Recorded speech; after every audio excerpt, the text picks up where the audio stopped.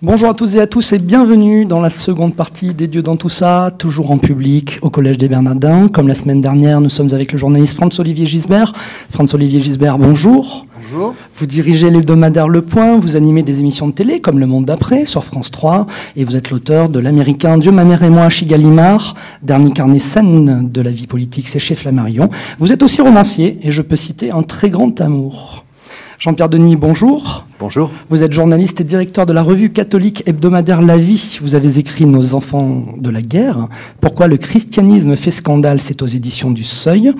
Et vous êtes aussi poète, on peut dire ça comme ça. Dites-le, oui, ne soyez Allez, pas gênés. alors je vous le dis. Puis c'est assez marrant, comme titre, c'est Manger parole. Et c'est édité chez Ad-Solem. Boris Cyrulnik, bonjour. Bonjour. Vous êtes neuropsychiatre, psychanalyste, mais aussi éthologue. C'est-à-dire que vous étudiez le comportement animal. Vous êtes directeur d'enseignement à l'Université de Toulon et vous êtes connu pour avoir développé la notion de résilience. Vous êtes l'auteur de nombreux ouvrages sur ce sujet, dont Un merveilleux malheur, Les vilains petits canards et le dernier en date, Sauve-toi, la vie t'appelle, chez Odile Jacob. La semaine dernière, bien sûr, nous avons profité de votre présence, Boris Cyrulnik, et en même temps des parcours de nos deux autres invités pour aborder en détail la résilience. Vous dites, Boris Cyrulnik, on ne sait qui on est que lorsque l'on est capable de faire le récit de soi. On n'avait pas parlé de cette notion de récit de soi.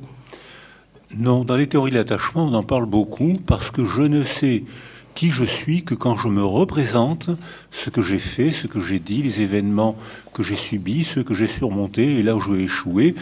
J'ai constitué ainsi mon identité narrative, comme dit Paul Ricoeur. Et à ce moment-là, je sais à peu près qui je suis.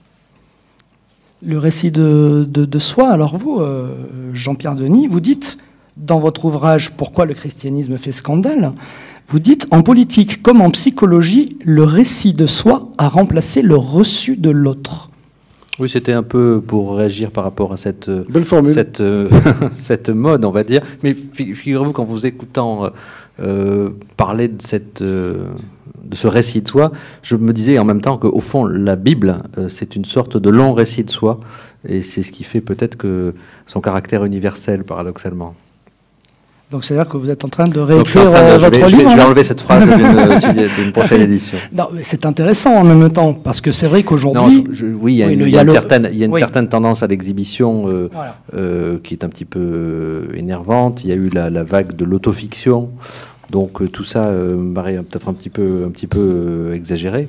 Mais ce que je dis là est évidemment complètement contradictoire avec ce que nous disions la semaine dernière.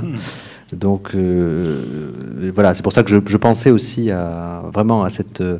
en fait, justement, le caractère narratif de la Bible est peut-être à l'origine de cette notion qui nous semble aujourd'hui si familière du récit de soi. Sachant que la littérature, c'est la poursuite de la religion par d'autres moyens. C'est bien comme ça qu'on peut entendre la littérature, au moins depuis le 19e siècle. Elle a remplacé justement l'écriture avec un E majuscule. Franz-Olivier Gisbert, vous faites aussi de la télévision, comme nos deux autres invités. Ça a remplacé véritablement le récit de soi à tout prix, se montrer au détriment du reçu de l'autre. Il y a une responsabilité des médias aussi. Ouais, enfin, il y a toujours une responsabilité des médias, c'est toujours sur eux qu'on s'arrête. Mais en fait, c'est pas si fondamental, je crois, dans la vie de beaucoup de gens. Mais pour répondre à la question, je crois qu'on peut passer sa vie quand même à se fuir en se connaissant. Je suis pas sûr qu'on ait besoin de se regarder en permanence. Enfin, l'introspection perpétuelle, je pense que ça peut être aussi un des problèmes de notre société. Pour rebondir sur ce que disait tout à l'heure Jean-Pierre Denis, je pense que à un moment donné aussi, je suis sûr que Boris Cyrulnik sera d'accord avec moi. Bon, voilà, l'introspection doit avoir une fin aussi. Bon, je pense qu'il faut se connaître, bien entendu. Mais il faut aussi se fuir en même temps. Sinon, c'est... Je pense qu'il faut se connaître, bien sûr, mais il faut aussi se fuir. Sinon, c'est un ennui, quand même, se regarder dans la glace toute la journée. Enfin, sur la glace, alors, mentalement, je veux dire. Le récit n'a une fonction identitaire que s'il est partagé. C'est-à-dire que si je me raconte tout le temps la même histoire, c'est le syndrome psychotraumatique. Je me rends prisonnier du passé et je me stéréotype. Donc c'est l'anti-pensée. Je répète toujours la même chose. Je deviens obsédé par moi-même. Alors qu'en revanche, si je veux parler avec vous, il faut que je me présente.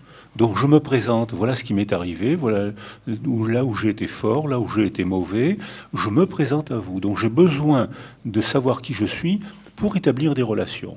Je sais que je suis mauvais en maths, donc j'ai réussi à faire croire que je suis bon en français. Donc à ce moment-là, je m'engage avec vous dans cette relation. Mais c'est le récit. Partager, c'est la mémoire. Partager qui nous permet de vivre ensemble. Alors, on peut vraiment vivre ensemble parce qu'il y a autant de réalités et donc le fait qu'il y ait autant de réalités, le réel est irréel puisque chacun recompose la réalité par rapport à ce qu'il est, on est bien d'accord. Vous pouvez reformuler. À l'envers. Non, mais je vais vous le refaire à l'envers. Vous allez voir. Finalement, est-ce que le réel existe si chacun recompose la réalité? Vous le dites que chacun, oui, en tant que neuropsychiatre, recompose la réalité. Et vous parliez du vivre ensemble, justement. Et c'est intéressant, comment vivre ensemble alors que chacun recompose la réalité? Totalement d'accord. C'est-à-dire que si on était tous pareils, il n'y aurait plus de vie psychique, il n'y aurait plus de conscience, parce qu'une information qui est toujours la même n'est plus une information. C'est un ronron engourdissant. Pour qu'il y ait information, il faut qu'il y ait surprise, il faut qu'il y ait différence. Et à ce moment-là, si ce qui vaut pour vous ne vaut pas pour moi, ça va devenir intéressant. Et là, on va chacun chercher à argumenter, à se convaincre. Donc il faut qu'il y ait des différences pour qu'on puisse vivre ensemble, sinon on serait complètement stéréotypé, il n'y aurait plus de vie psychique. Oui, Jean-Pierre Denis, vous vouliez réagir? En apparence, le fait que chacun ait son propre récit et sa propre relation au réel semble assurer l'harmonie de nos sociétés. C'est-à-dire que c'est le grand bain relativiste que... Tout se vaut, c'est ça? Oui, tout se vaut, où chacun sa vérité. Hein, c'est plutôt chacun sa vérité, ce qui fait que pour les autres, effectivement, tout se vaut. C'est ce que Benoît XVI avait... remarqué, et sur ce point sur lequel il a beaucoup insisté tout au long de son pontificat. Et en apparence, ça permet d'assurer une certaine harmonie, une certaine paix sociale. Après tout, je suis catholique, vous êtes bouddhiste, vous êtes un croyant, etc. Tout va bien ensemble. Et puis, il y a des circonstances où on s'aperçoit qu'en réalité, c'est pas si simple. Je vais prendre un exemple pas très consensuel, justement, celui du débat sur le mariage gay. J'étais très frappé de voir que c'était, à bien des égards, récit contre récit et réel contre réel. Vous avez d'un côté les familles homoparentales qui vous parlent de la réalité de l'homoparentalité. Voilà, c'est, mettons, 100 000 personnes concernées. Et de cette réalité-là, les adversaires du projet de loi sur le mariage gay n'ont pas grand-chose à faire. Elle ne les intéresse pas. Ils renvoient à une autre réalité. Et ils disent la réalité, c'est pour faire un enfant, il faut un père et une mère. C'est tout aussi vrai en tant que réalité. Et ça renvoie à des récits très très différents, à des imaginaires très très différents. Et à un certain point, on voit actuellement avec des débats qui se radicalisent, un certain problème. Comment fait-on pour faire coexister ces deux réalités-là et ces deux récits, si ce n'est par un rapport de force que l'un cherche à établir par rapport à l'autre? Par rapport au vivre ensemble, ou à moins est-ce que vous vouliez réagir sur autre chose? Je croyais que vous vouliez réagir sur le vivre ensemble. Juste sur un mot, c'est-à-dire, mais je réagissais à ce que disait Jean-Pierre Denis, puis comme ça c'était très bien terminé, j'ai plus vraiment de réaction. C'est vrai que le relativisme, je pense, c'est le début de l'intelligence. C'est-à-dire, en fait, c'est le début de la civilisation, et sans relativisme, il n'y a pas de société qui puisse durer. Donc, je pense que c'est le signe qu'on est adulte, qu'on a une société adulte à partir du moment où on s'accepte les uns les autres avec nos différences. À s'accepter, c'est peut-être pas relativiser non plus. Ah, je suis désolé, c'est relativiser, c'est-à-dire, voilà, nous sommes là différents. Oui, mais c'est accepter les différences, pas forcément relativiser entre une réalité et une autre réalité. Oui, mais c'est aussi accepter les différences. Sauf si ce relativisme devient une sorte d'absolu, justement, paradoxalement. C'est-à-dire que les vérités sont acceptées à condition qu'elles soient un petit peu comme les montres molles de Salvador Dali, donc les vérités molles qui ne vont pas se heurter les unes avec les autres. Et donc, quand on arrive quand même avec des vérités qui ont la prétention d'être vraies, cette prétention est jugée scandaleuse dans la société d'aujourd'hui. Et à ce moment-là, ça commence à poser quand même un petit problème. Même si une bonne dose de relativité dans le vivre ensemble est effectivement utile. Cher Jean-Pierre, c'est de la polémique gratuite et je retire ce que je vais dire tout de suite après l'avoir proféré. Mais allez-y alors. Je pense que oui, vous avez une certaine nostalgie de l'Inquisition, si j'ai bien compris. Le Saint-Office qui fixait la loi, c'est bien ça, non ? Oui, c'était une époque. C'était une belle époque. Une belle époque pour le christianisme. Non, entre l'Inquisition et l'interdiction de croire, qui est une nouvelle forme d'Inquisition, il y a peut-être un juste équilibre à trouver. Je ne suis pas sûr qu'on soit dans une époque moins inquisitoire. En fait. Oui, je crois qu'on va être d'accord. Ah, très bien. Vous êtes d'accord alors. Oui, oui. Donc tout ne se vaut pas. Non, nous avons fait un peu de polémique comme ça pour animer. Boris Cyrulnik, vous vouliez ajouter quelque chose ? Oui, je pense que le réel existerait même si je n'existais pas. En revanche, la réalité, c'est ce que les morceaux que j'extrais du réel pour m'en faire une représentation que j'appelle réalité. Vous avez donc une autre réalité que la mienne. Si il n'y a qu'une seule réalité, on est dans la dictature, on est dans l'inquisition, on est dans le clonage intellectuel, le ronron, l'absence de conscience, la mort psychique. J'ai donc besoin que quelqu'un ait une réalité différente, une représentation différente de la mienne pour m'affronter, pour faire des enfants. C'est-à-dire que pour faire des enfants, il faut qu'il y ait deux théories différentes. Et à ce moment-là, si les mots naissent dans ma tête, ils sont mis au monde par ma bouche et ils sont partagés. Et vous faites le même effort. Mais vos mots ne désignent pas le même morceau de réalité que moi. Et c'est de la confrontation de ces deux réalités, un homme, une femme, une réalité, une autre réalité, tout aussi sincère, tout aussi vraie, même si elle est différente. Et c'est de là que va naître une manière de vivre ensemble, une civilisation, une manière de comprendre. Donc on a besoin de différences pour vivre ensemble. Et pour vous, puisqu'on parlait de christianisme, d'inquisition, pour vous, le christianisme, Boris Cyrulnik, c'est une utopie ou c'est une manière justement de pouvoir vivre ensemble ? Je dirais que le christianisme, comme toutes les religions, c'est une manière d'aimer. C'est-à-dire que c'est un idéal affectif. On va aimer. Alors le Dieu des chrétiens est une image sécurisante et fortifiante. Si on partage la même croyance, le partage d'une croyance est une déclaration d'amour. On va vivre dans le même monde, on va respecter les mêmes rituels, on va avoir le même ethos, et on pourra vivre ensemble, même si on n'est pas d'accord. On va s'affronter, à condition qu'il y ait des lieux de parole, parce que s'il n'y a pas de lieu de parole, ça va être l'Inquisition. Mais s'il y a des lieux de parole, on va vivre ensemble, et on va débattre, et on ne sera pas toujours d'accord. Alors je pense que ça, ce que je viens de proposer, je crois que c'est vrai pour toutes les religions, c'est-à-dire que Dieu a une fonction dynamisante et sécurisante. Alors là, je crois que c'est une image maternelle. C'est-à-dire que... Alors, comment vous expliquez la barbe, alors, qu'on lui prête toujours à Dieu? Oui, mais c'est une femme avec une barbe, c'est ça? Le Dieu des chrétiens a une robe. Il marche sur les nuages. Oui, il a une grande barbe. Il a une grande robe, oui, mais le Dieu des chrétiens, c'est une femme à barbe. C'est le Père Noël, ça, qui a une barbe, François-Olivier Gisbert. Dieu n'est plus représenté comme ça, il n'est pas représenté. Il n'est jamais représenté en Bermuda. Donc le christianisme n'est pas une utopie, Boris Cyrulnik. Ah non, parce que l'utopie est coupée du réel, alors que l'utopie, c'est un non-lieu. Alors, il faut des utopies pour organiser nos idéaux, mais ensuite, il faut revenir à la réalité pour voir la part d'utopie qu'on pourra transformer en réel. Alors, je pense que la religion n'est pas une utopie, c'est une représentation dynamisante et sécurisante, c'est une fonction maternelle. Mais les mères ont des formes différentes. Il y a des mères bouddhistes, il y a des mères en images. Les chrétiens sont doués pour les images. Hein. Donc il y a des mères en images, alors que par exemple la religion juive ne combat les images et combat même la prononciation du mot de Dieu. Il faut que Dieu soit une abstraction. C'est donc une représentation différente qui organise une manière de vivre ensemble. Mais c'est pas une utopie, puisque ça a des retombées pratiques. On a des rituels, on se donne rendez-vous, il y a des manières de... Même les barbes, les poils ont une valeur sémantique énorme, hein, il a raison, Olivier Gisbert, parce que vous avez les poils d'extrême gauche et les poils d'extrême droite. C'est-à-dire que... pourquoi est-ce que tous les prêtres disent leur foi avec des poils?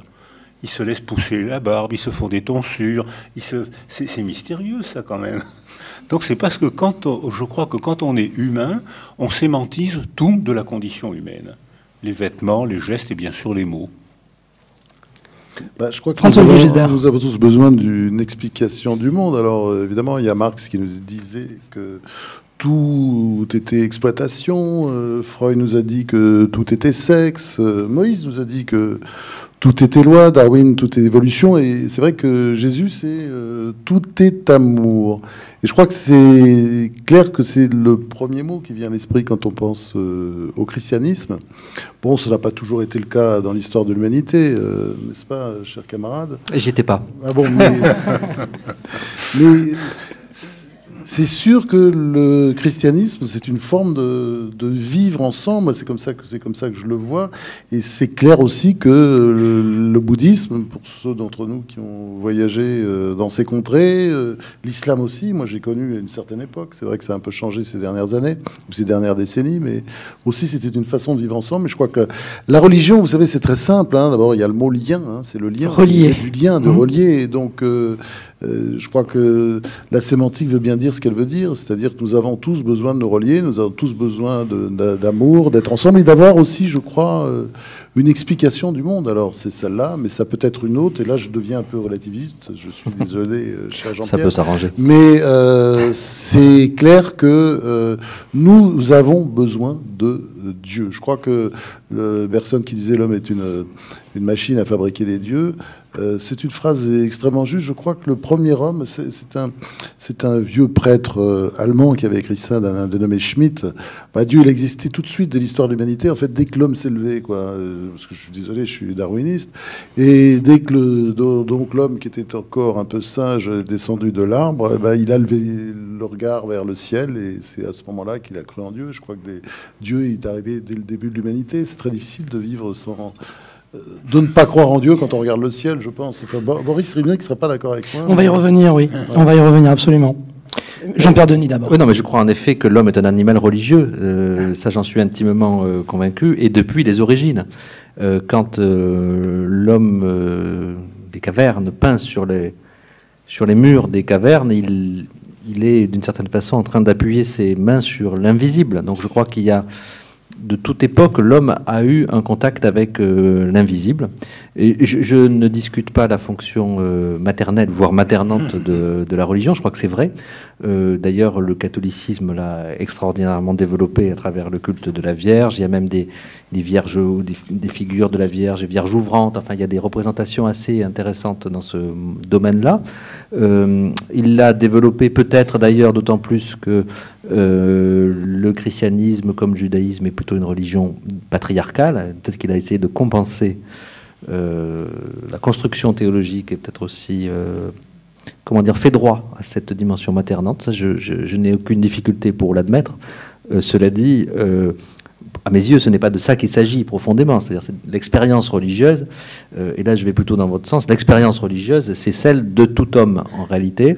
Et je pense que le drame de notre époque, c'est que cette fenêtre sur l'invisible qui était ouverte par tous les hommes de plein de façons, de multiples façons, depuis les premiers âges de l'humanité et dans toutes les civilisations, est aujourd'hui bouchée par notamment l'injonction que nous avons de consommer, qui nous empêche de voir ce que l'ensemble de l'humanité a vu dans les siècles et les millénaires qui précèdent. Ça, c'est plutôt pour moi le drame de la condition humaine d'aujourd'hui. De la société qui réduit plutôt que la condition humaine. Qui, d'une certaine façon, nous interdit d'accéder à... On pourrait dire d'ailleurs que le fait d'aimer, le fait de contempler une œuvre d'art, qu'est-ce que c'est qu'un tableau? C'est peut-être une fenêtre aussi ouverte sur l'invisible. La poésie, la religion, pour moi, c'est la même chose en réalité. C'est-à-dire l'intime conviction qu'il y a quelque chose qui est au-delà du visible. C'est ce que disait Kandinsky, donc, qui n'était pas un théologien. C'était tout le travail de Kandinsky. Donc c'est cette ouverture sur l'invisible.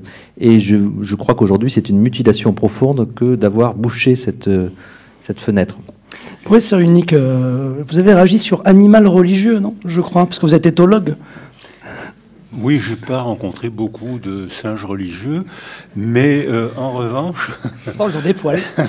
Mais des lapins, non? Mais en revanche, ce que vous dites sur l'art et la religion me convient tout à fait, et je crois qu'il faut ajouter art, religion et angoisse. C'est mystérieux d'être au monde vivant, sachant qu'un jour on ne sera plus vivant. Donc là, il y a un problème uniquement humain.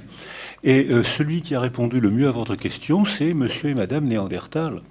Quand ils ont inventé les premières sépultures, ils ne pouvaient pas, c'était il y a 300 000 ans, bien avant les mains sur les parois, c'est-à-dire que quand on aime quelqu'un, on ne peut pas jeter son corps, on ne peut pas le laisser pourrir par terre.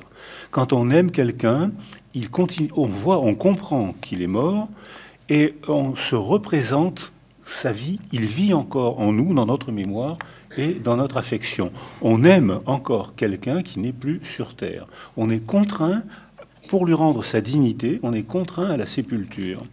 Et à ce moment-là, Néandertal a fait la première sépulture, et il a fait sa première sépulture sous forme d'œuvre d'art. Il a colorié des cailloux, il a jeté des pétales. On a retrouvé, en ce qu'on appelle Israël aujourd'hui, un fémur d'ourson avec des trous. Et en soufflant dedans, ça faisait un pipeau. Donc on peut imaginer qu'on a pleuré, monsieur Néandertal, madame Néandertal, ils ont pleuré. On peut imaginer qu'ils ont, ils ont colorié des cailloux, ils ont fait une sépulture, ils ont fait des offrandes, et probablement même, ils ont cherché à faire l'éloge. Quoique ça dépend beaucoup de la culture. Hein. Il y a des cultures où on fait l'éloge du mort, mais dans les cultures asiatiques, les lointains, les amis du mort font l'éloge, mais les proches du mort le dégomment.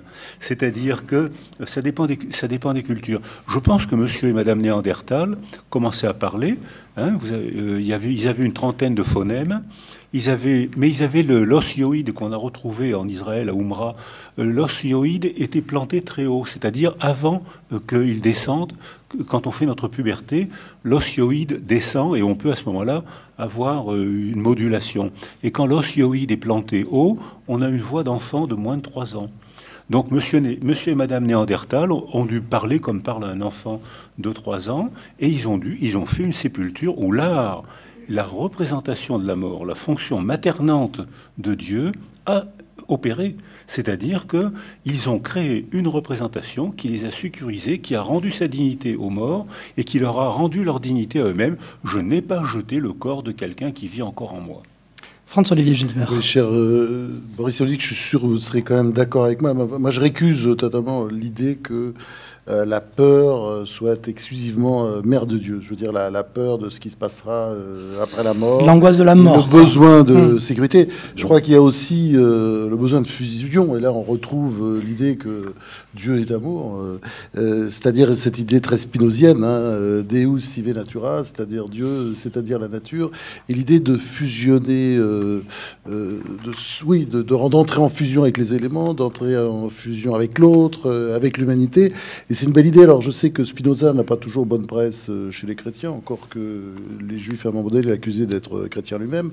Mais il ne faut pas oublier ça, c'est qu'on trouve des résonances énormes de ce type de pensée. Et là, je passe à travers les siècles, mais aussi bien chez Jean de la Croix que chez François d'Assise. Je crois que c'est aussi un des piliers de la pensée chrétienne. Et là, il n'est plus du tout question de qu'est-ce qui va se passer après. C'est plus le sujet. Et ça, d'une certaine manière, ça n'intéresse pas.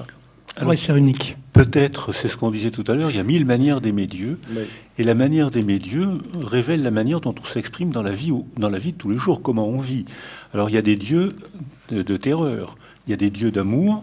Et il y a des fusion. Il y a des dieux de fusion. Et dans ces cas-là, on se fiche pas mal de savoir qu'est-ce qui se passera après. Il y a des dieux rigides, des dieux obsessionnels. Le dieu du fanatique, c'est un dieu rigide. Si tu n'as pas la même croyance que moi, tu es blasphématoire, tu mérites la mort. Ça, c'est le dieu rigide. Mais alors, probablement, ce que vous dites est convaincant. Mais comme j'ai été psychiatre pendant 40 ans, je témoigne de la bascule rapide de Paul Claudel et d'autres dans l'extase mystique après une angoisse extrême. Mais c'est peut-être dû à mon métier. C'est que moi, je recrutais les gens qui avaient connu cette expérience. Il y avait d'autres, en dehors de mon métier, en dehors de mon cabinet, il y avait des gens qui ont connu d'autres expériences de Dieu. Oui, par exemple, André Frosser, qui a connu une extase à peu près semblable à celle de Paul Claudel, enfin le même type de conversion. Lui, c'était un type voilà, qui draguait les filles, qui rentrait tout à fait par hasard et qui a été pris, je crois que... C'est une bouffée d'angoisse. C'est quoi, docteur? Dites-nous alors. Ouais, c'est grave, docteur, en fait. Attention, c'est une bouffée d'angoisse. Je connaissais bien. C'est une bouffée d'angoisse, c'est ça? Vous expliquez ça toujours par une bouffée d'angoisse? Non, pas toujours. Non. Ce que je propose, c'est que, à cause de mon métier, je recrutais ceux qui passent de l'angoisse à l'extase. Pierre Janet a beaucoup décrit ça. J'ai eu à entendre beaucoup de gens qui sont passés de l'angoisse à l'extase, mais je ne dis pas que c'est l'unique manière d'aimer Dieu. Je suis bien convaincu qu'il y a d'autres manières d'aimer Dieu. Mais à cause de mon métier, j'ai recruté ces sélections. Par exemple, quelqu'un qui a écrit de très belles pages comme Thérèse de Lisieux, on ne sent pas du tout d'angoisse? Ah si. Ah non. On se sent une profonde... Ah, si vous vous y mettez, Jean-Pierre Denis, d'accord, bouffée d'angoisse alors. Non, aucune. Oui, à la fin, évidemment, parce que c'est un peu dur pour elle. La pauvre, elle est mangée par la maladie, mais au départ, pas du tout. Enfin, si, chez elle, comme chez la plupart des mystiques, on sent il y a une profonde angoisse. On n'est pas les mêmes. Il y a l'angoisse d'abord, il y a une angoisse fondamentale du silence. Il y a une joie, évidemment, immense chez Thérèse de Lisieux, mais je ne suis pas sûr que les choses soient... Enfin, elle est effectivement une figure de la joie, mais elle est aussi une figure de l'angoisse. Les mystiques, face au silence de Dieu, face à l'impossibilité de l'atteindre. Enfin, quand on lit les notes qu'a laissées Mère Teresa aussi, on s'aperçoit qu'il y a une très profonde angoisse dans le silence dans le silence de Dieu. Ces mystiques passent de l'angoisse à l'extase, justement. Mais ils passent aussi de l'extase à l'angoisse. Je pense que c'est peut-être parce qu'il y a quelque chose de jouissif dans l'extase. C'est possible. Est-ce que ça vous angoissait que Boris Cyrulnik dise à un moment donné que c'était un refuge, en fait, c'est ça? Oui, voilà, exactement. Et non, mais je tiens... Allez-y, François Olivier, sur Thérèse d'Avila, etc. Bon, c'est vrai qu'il y a des moments d'angoisse et des moments de doute, on le voit très bien dans leur texte, mais la joie domine, la joie submerge, et ce soit, je sais pas, Saint-Jean-de-la-Croix, quand même, je vois pas, oui, évidemment, il y a de l'angoisse, mais tout ça est envahi par une joie absolument incroyable, et c'est ça qui reste. Donc il y a cette dimension-là aussi qui est importante. C'est pas seulement la peur, la peur sur laquelle l'Église a beaucoup travaillé d'ailleurs au début, ça c'est clair. La peur de la mort, voilà. Achetez-vous la résurrection, le purgatoire, donnez à l'Église, etc. Mais je crois que tout ça a changé dans les pratiques depuis quand même 1 ou 2 siècles. Mais, enfin, que la religion soit au carrefour des grandes questions existentielles, ça me semble assez tout simplement l'évidence même. Hein. Et les grandes questions existentielles, en fait, c'est à peu près la naissance, l'amour et la mort. En dehors de ça, il n'y en a pas beaucoup d'autres. Donc, et la religion naît à ces endroits-là, et elle meurt aussi à ces endroits-là. C'est-à-dire que quand elle n'est pas là, à ces endroits-là précisément, quand elle devient ce que vous décriviez, la religion du fanatique, quand elle devient un ensemble de prescriptions ou une répétition d'un certain nombre de discours, eh bien, elle meurt, et c'est pas très étonnant. C'est d'ailleurs même une bonne chose à bien des égards. Boris Cyrulnik. La religion est amour, naissance et mort, donc tous les problèmes de l'existence. Mais dans notre société actuellement, il y a une nouvelle pseudo-valeur qui apparaît, c'est le sprint à la consommation. Et là, on vit dans l'instant et on ne vit plus dans la représentation du temps. C'est-à-dire que c'est exactement ce que fait le drogué. Le drogué prend une substance qui le fait jouir, la substance disparaît rapidement, il est désespéré, alors il reprend une substance qui le fait jouir et il est prisonnier du présent. Alors que probablement, si notre culture résout le problème de l'angoisse par les tranquillisants chimiques, c'est probablement parce qu'on a oublié des phénomènes fondamentaux de l'être humain, c'est-à-dire être ensemble, se faire des représentations, partager des récits, même en respectant et en étant même heureux qu'on ne soit pas d'accord. parce qu'à ce moment-là, ça va nous permettre d'évoluer et d'avoir d'autres théories. Mais dans notre culture actuellement, notre culture du sprint et de la consommation, qui ne m'ennuie pas toujours, hein, je ne veux pas dire du mal, hein, mais dans cette culture, ne faire que ça, c'est perdre l'aspect de la représentation du temps, et c'est perdre l'aspect, c'est de se déséquilibrer en oubliant les fondamentaux humains. J'ai parlé aussi d'une culture de l'urbanisation, c'est-à-dire je pense que le fait que nous soyons coupés de plus en plus de la nature nous éloigne un peu aussi de l'idée de Dieu. Tout ça va d'ailleurs, l'urbanisation et la consommation, ça ne rime pas pour rien, quoi. Ce sont des phénomènes qui sont très liés. Et je crois que c'est ça aussi, le fait que nous éloignons de la nature, des éléments. Vous parlez de représentation du temps, des saisons, les saisons qui n'ont plus de sens. On trouve toujours autour de nous des gens qui croient que les éléphants mangent de la viande, enfin, etc. Une espèce de comme ça, oui, la nature est en train de peu à peu de disparaître de notre quotidien. Et en même temps, je crois que ça nous éloigne. Comme la mort de l'humain, d'ailleurs. Comme la mort de l'humain, parce que la mort, au contraire, maintenant, autrefois, c'était à la ferme, on voyait les gens mourir, on allait les voir, les enfants étaient conviés presque à l'agonie, et puis aujourd'hui, c'est clair qu'on meurt en soins palliatifs, et très loin de tout le monde, et c'est à peine si votre famille va vous visiter, parce que ça risque d'avoir des... Et finalement, on finit comme des barquettes dans des supermarchés, dans une morgue réfrigérée, finalement. Oui. Vous allez peut-être un peu loin, mais c'est vrai que la culture des abattoirs est intéressante, puisqu'ils s'éloignent énormément des villes, et les bêtes entrent toujours par derrière, sortent par devant, c'est un refus total de la mort. Exactement. À part qu'on ne consomme pas encore l'humain, mais sinon on pourrait recycler aussi. L'urbanisation et le diplôme sont les deux facteurs qui engourdissent Dieu. C'est-à-dire que dans l'urbanisation, paradoxalement, on est seul. Dans le village, on est toujours sous le regard de l'autre. La foule solitaire. Ce qui n'est pas toujours un avantage. Mais en cas de malheur, la solidarité, le regard de l'autre nous sécurise. Mais ça nous contraint en même temps. Et dans l'urbanisation, on gagne la liberté, on n'est plus sous le regard de l'autre, mais en cas de malheur, on est seul. Et on voit par exemple que en Chine, avec l'urbanisation, la révolution culturelle incroyable qui se passe maintenant, pas avant, la révolution culturelle qui est en train de se passer, font qu'en moins de 10 ans, les femmes ont un taux de suicide faramineux. Elles ont quitté le village où elles étaient contraintes, toujours sous le regard de quelqu'un, entravées même, pour avoir la liberté de l'urbanisation, et en cas de malheur, elles se suicident parce qu'elles sont seules.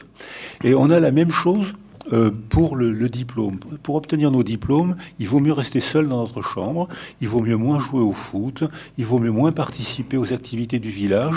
On est plus sûr d'acquérir un diplôme, mais en cas de malheur, on est seul. Et là, on a perdu ce que vous disiez tout à l'heure, l'effet liant. On l'a perdu. Notre culture a perdu cet effet liant et on le paye par le suicide. Et le désenchantement du monde, comme dit l'autre. Ce que vous décrivez, Marcel Gauchet, pour ne pas le nommer. Ben oui, mais ce que vous décrivez, c'est surtout la tragédie de la société libérale. C'est-à-dire que c'est une nouvelle religion pour vous, le libéralisme, Jean-Pierre Denis. Oui, et ça peut. C'est exactement ce que vous venez de décrire. C'est une religion civile ou c'est une forme de civilisation dans laquelle on a éliminé tout ce qui empêchait l'être humain d'être libre. Que ce soit la religion, la communauté, la famille, aujourd'hui l'État, la nation. Tout ça a été vécu comme autant d'obstacles dont il fallait se défaire pour être enfin libre. Et ça a très bien marché, on est enfin libre et donc enfin seul. Face à quoi face peut-être au grand marché qui veut nous faire... Vous disiez nous droguer. Je trouve que c'est une image assez juste d'une certaine façon. On a peut-être besoin de cette drogue-là si on est tout seul.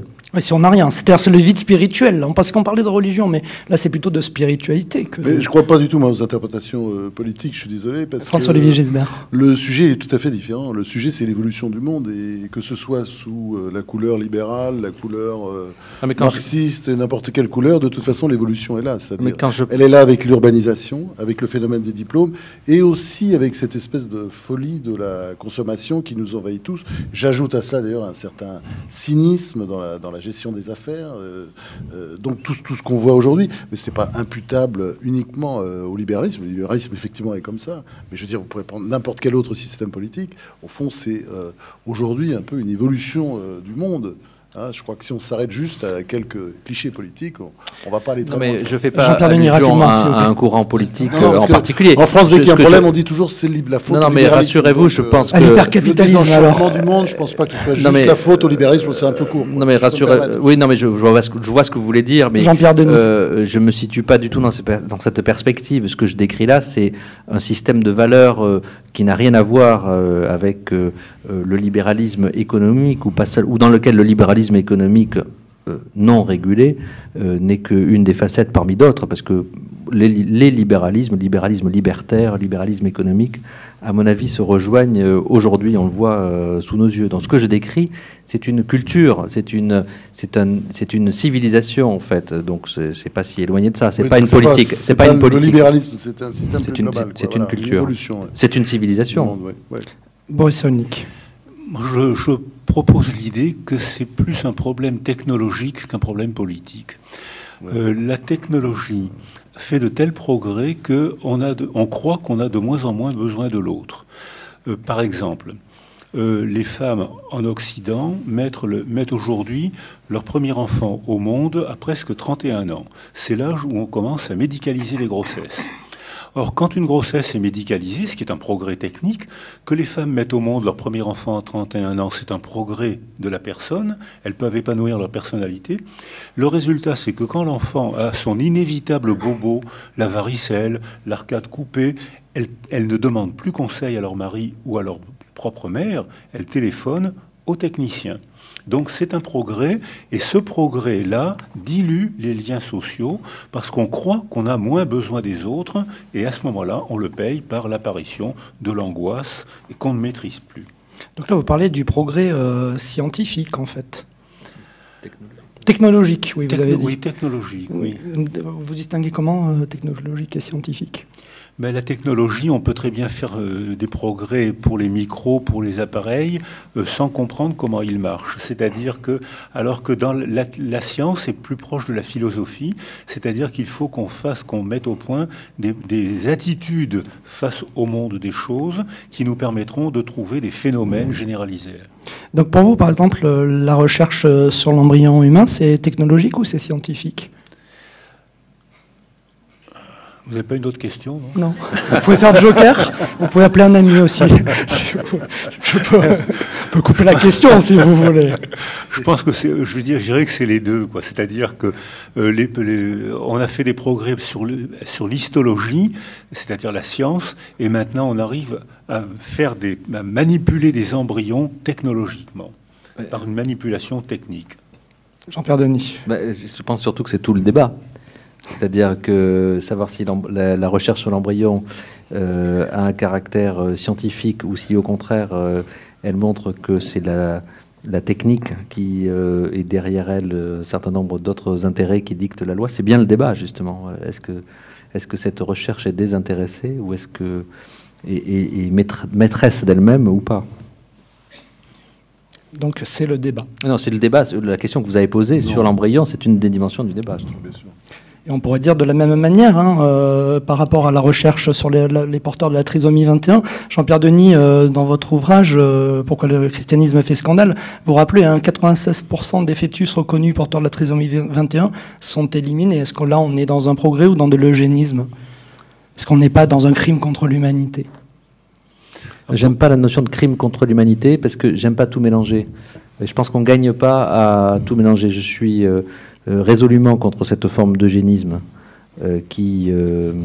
c'est de l'eugénisme. De fait. Parce que c'est pas humain, un embryon. De fait, quand on élimine une catégorie d'embryons et qu'on est à cette proportion-là, je vois pas quel est l'autre mot. En revanche, j'aime pas mélanger les termes parce que je pense que ça n'aide pas à faire avancer le Parce que pour vous, un embryon est un être humain ou pas, Jean-Pierre Denis ? Pour moi, oui, c'est une personne humaine en devenir. Ah, c'est une personne humaine en devenir, donc c'est pas encore un être humain. Donc voilà c'est déjà une personne humaine. Donc c'est un crime contre l'humanité.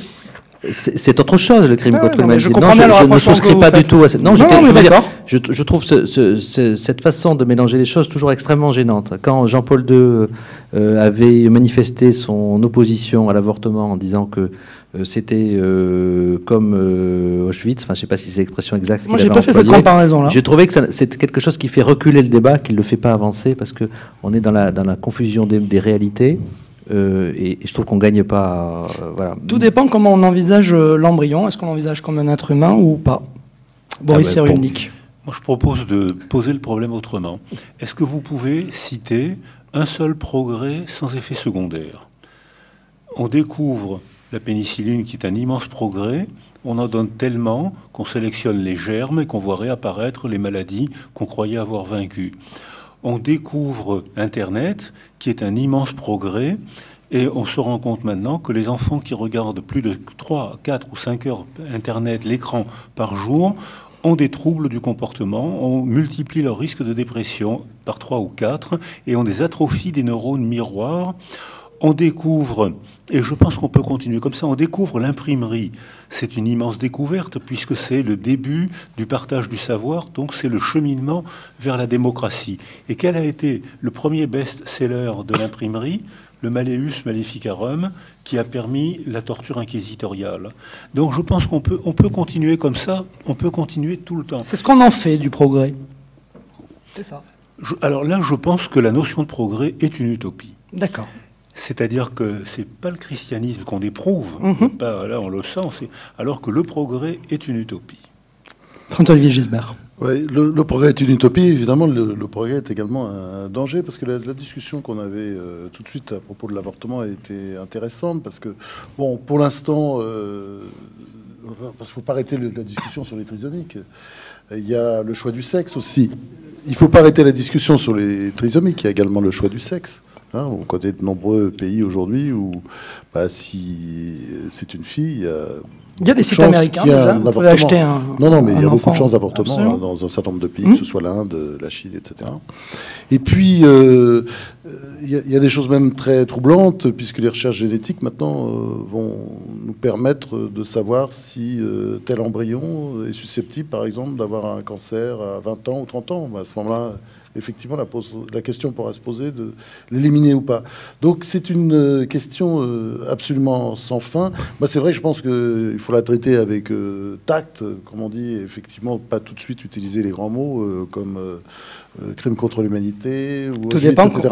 C'est une question. Oui, non, parce que je pense qu'elle clive tout de suite tellement qu'elle empêche le débat et qu'elle empêche la discussion. Vous voyez ce que je veux dire? Tout dépend avec qui on discute aussi. Non, mais non, le problème, c'est qu'elle empêche la discussion. Elle crispe, la position. Et c'est vrai que la question que vous posiez, en fait, était très juste, parce que, on voit qu'on rentre dans quelque chose de très compliqué, d'essentiel, de fondamental. Et je reviens à ce que disait Boris Cyrulnik, c'est vrai que le progrès est une utopie, j'ai envie de dire, parfois dangereuse. Comme tu t'utopies, il va dire. Mais par exemple, mettre au monde un enfant, c'est quand même quelque chose de naturel.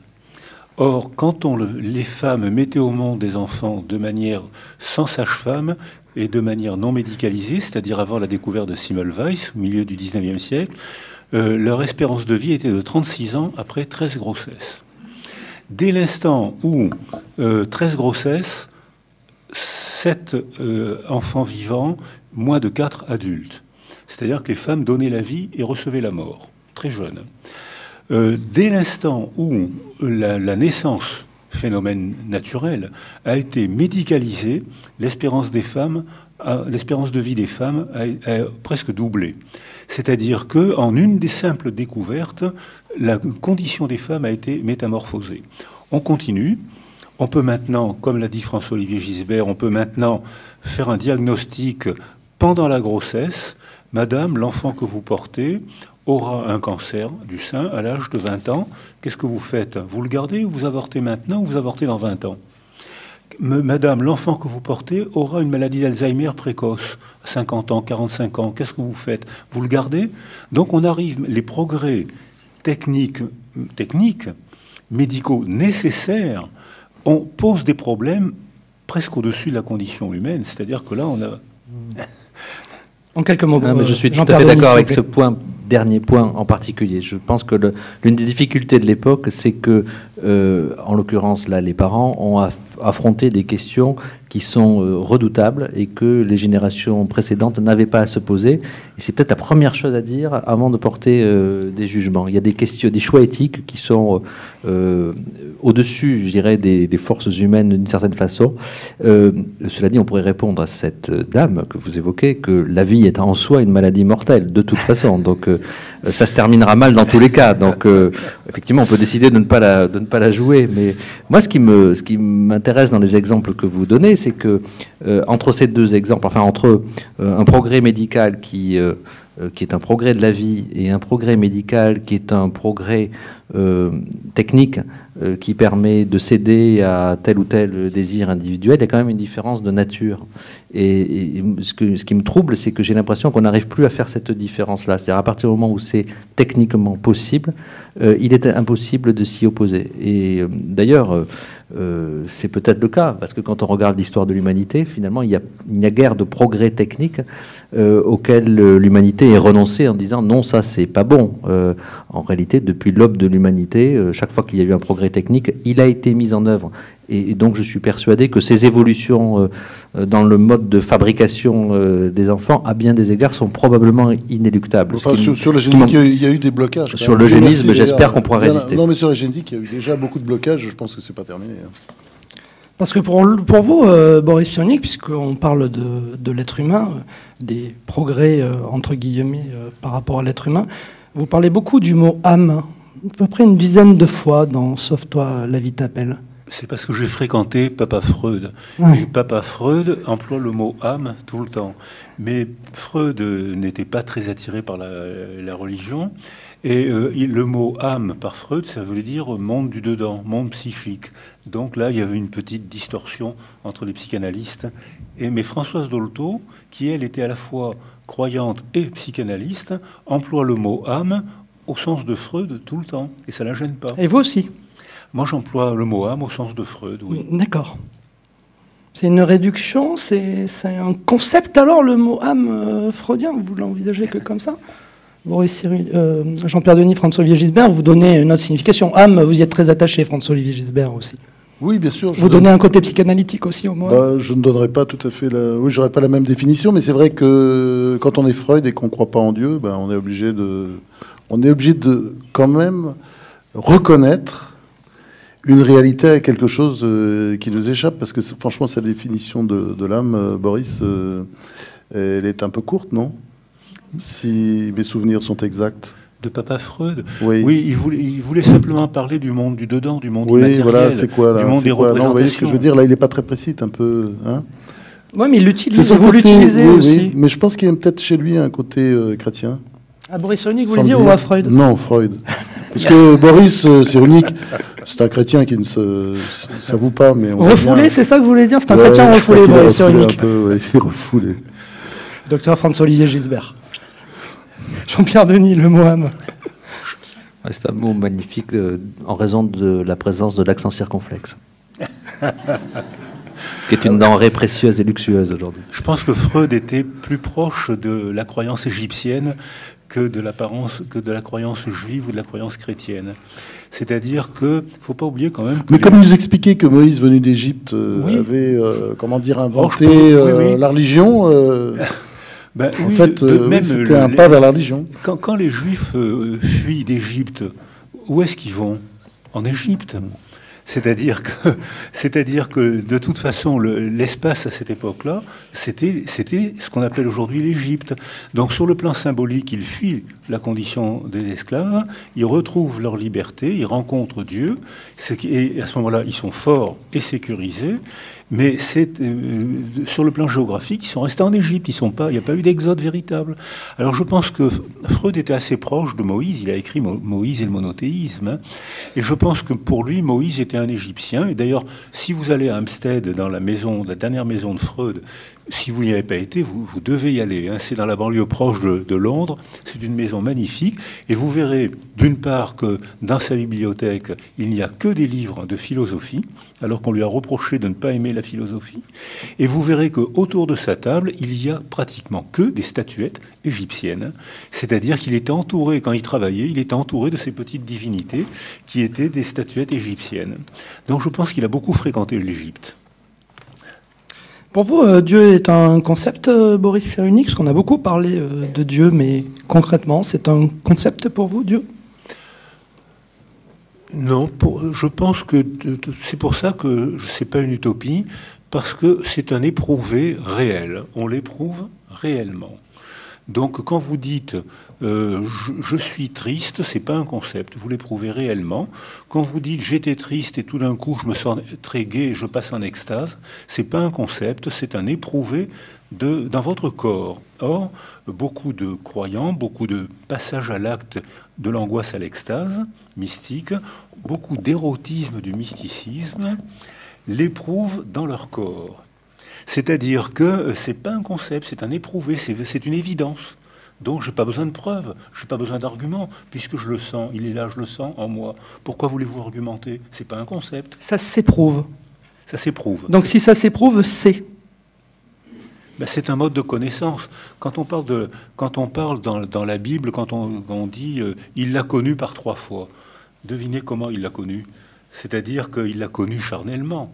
C'est-à-dire qu'il ne l'a pas connue en parlant avec elle. Enfin, ça peut être utile quand même de parler avec elle, mais ça veut dire que quand même, c'est un éprouvé dans le corps. C'est pour ça que dans mon cheminement, je pense que le corps et l'âme, c'est la même chose. C'est-à-dire que dans mon cheminement, c'est pas le dualisme, le corps d'un côté et une âme immatérielle qui flotterait dans l'autre. Je pense que c'est la même chose. Ce qu'on éprouve dans l'âme, on l'éprouve dans le corps. François-Olivier Gisbert. Tous ceux qui ont essayé de prouver par la raison l'existence de Dieu, la preuve ontologique, tout cela ont échoué. C'est un peu ridicule quand on lit Saint Anselme recopié après par Descartes et beaucoup d'autres. Et c'est vrai que face à eux, Pascal tient toujours la route parce que lui, c'est effectivement, c'est une démonstration qui est charnelle. Enfin, c'est une évidence d'ailleurs qui passe par une extase la nuit de feu mystique. Voilà, une extase mystique à un moment donné. Donc, moi, j'aurais toujours tendance à dire un peu par provocation que Dieu, il est dans notre cerveau reptilien, quoi. C'est pas un concept, c'est le contraire d'un concept. Vous dites, François-Olivier Gisberg, qu'il suffit d'ouvrir les yeux pour croire en Dieu, de regarder plus loin que le bout de son nez, dans Dieu, ma mère et moi.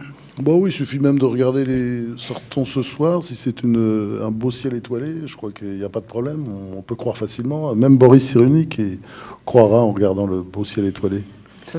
Oui, moi je pense que le simple fait d'être, c'est un miracle.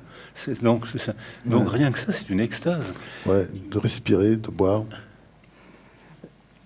Non, mais ils ont très bien parlé de Dieu. Je ne pourrais pas en parler mieux. Je pense qu'effectivement, Dieu ne se prouve pas, il s'éprouve. C'est-à-dire, c'est dans la rencontre. Le génie du christianisme, c'est bien celui de l'incarnation. Donc, un Dieu qui vient à notre rencontre. Voilà, moi, personnellement, je le rencontre tous les dimanches.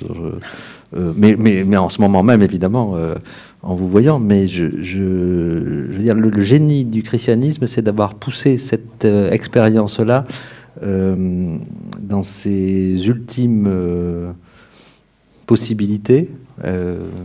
La notion de présence réelle, par exemple, dans l'Eucharistie, qui est le summum, à mon avis, de cette possibilité de rencontrer, d'éprouver et d'être avec une personne. Donc, oui, il y a une forme de...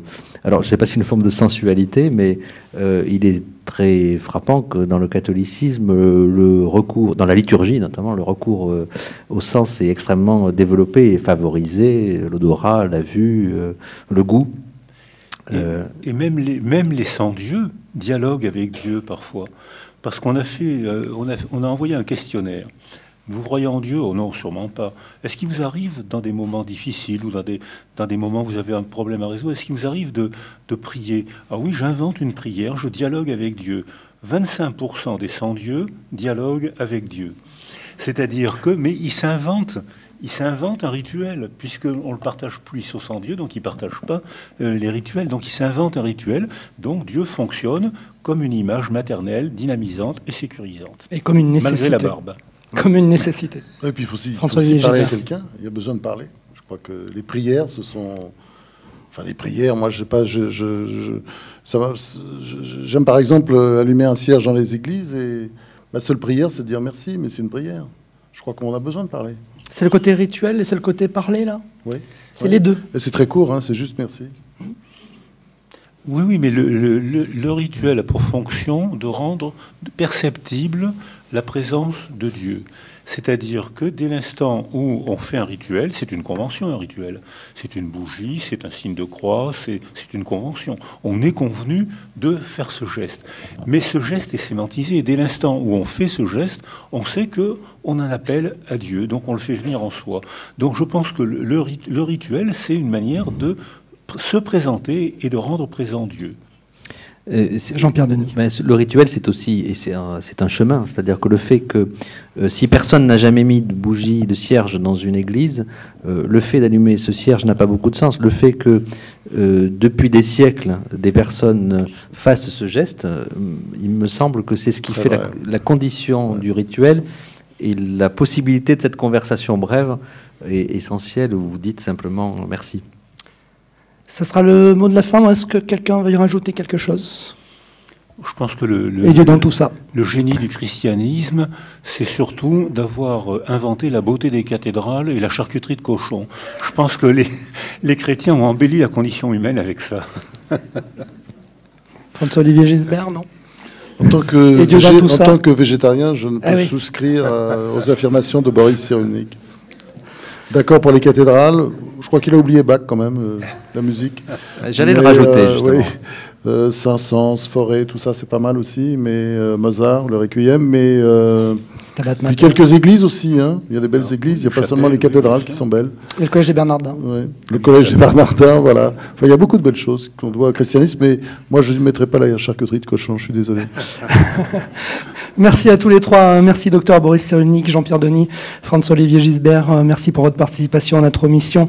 Et Dieu dans tout ça en public au Collège des Bernardins. Boris Cyrulnik, je rappelle que vous êtes neuropsychiatre, psychanalyste, éthologue, directeur d'enseignement à l'Université de Toulon. Vous êtes l'auteur de nombreux ouvrages. Je peux citer entre autres « Quand un enfant se donne la mort, famille et résilience » et « Sauve-toi, la vie t'appelle », c'est chez Odile Jacob.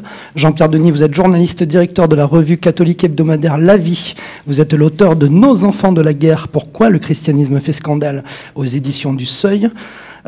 Et puis on vous doit aussi 2 recueils poétiques, dont le dernier chez Ad-Solem, Manger Parole. François-Olivier Gisbert, merci.